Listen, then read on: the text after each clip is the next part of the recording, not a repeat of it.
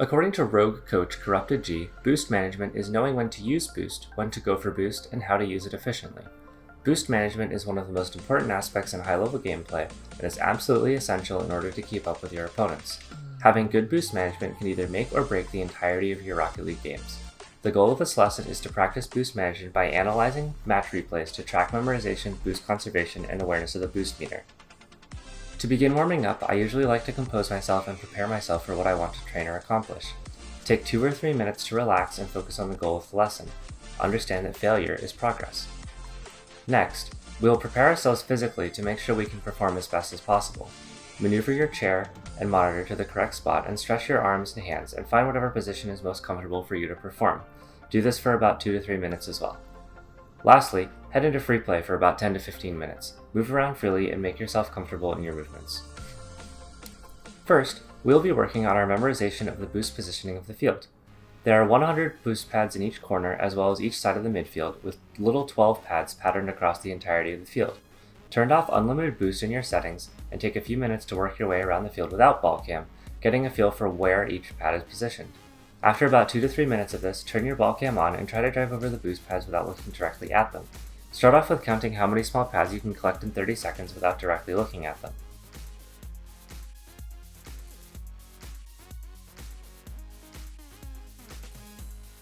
This will help you to memorize the patterns of boost across the field and will improve your game sense. You will improve your muscle memory and eventually your memorization of the padding on the field will be top-notch. Secondly, we will be working on conserving our boost when we do not need to use it.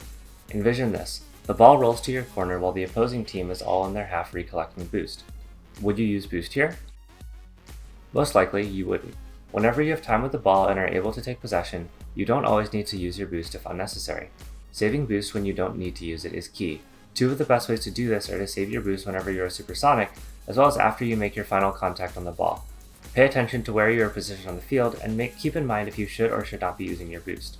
If you are not near the ball, it's not always necessary to use boost that does not need to be wasted. Head into free play with unlimited boost turned off and conserve your boost whenever you are supersonic. Focus on creating strong hits on the ball and try not to waste your boost after your hits.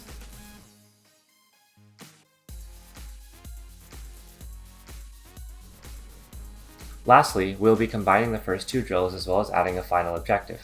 Make sure you know how much boost you have. While in free play hitting the ball, saving your boost and memorizing the pad positions, keep an eye on your boost meter, looking at it every 5 to 10 seconds. One connection I like to make is this. Think about driving a car. Whenever you're on the road, it's important to glance at your rearview mirrors every few seconds. This is basically the same thing.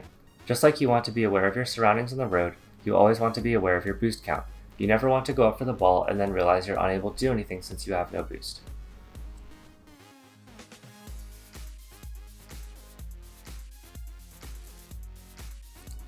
Let's now try to apply what we've learned into our online games.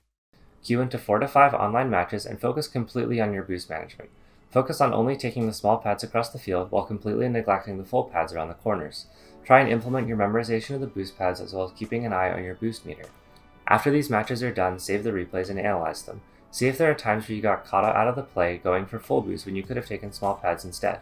When playing the games, see how well your memorization has progressed. After this, let's do another test. Drive around for 30 seconds with ball cam off and see how many boost pads you can collect. Hopefully, this will be a little bit more since you started. Boost management is one of the most important things you can learn in Rocket League. Memorization of the pads, boost conservation, and overall awareness are key aspects into becoming a better Rocket League player. Mastering the skill is one of many things that can completely separate you from a good player and an amazing player. If you focus on these 3 aspects of boost management in your games, you'll find that your game sense and knowledge will skyrocket sooner than you think.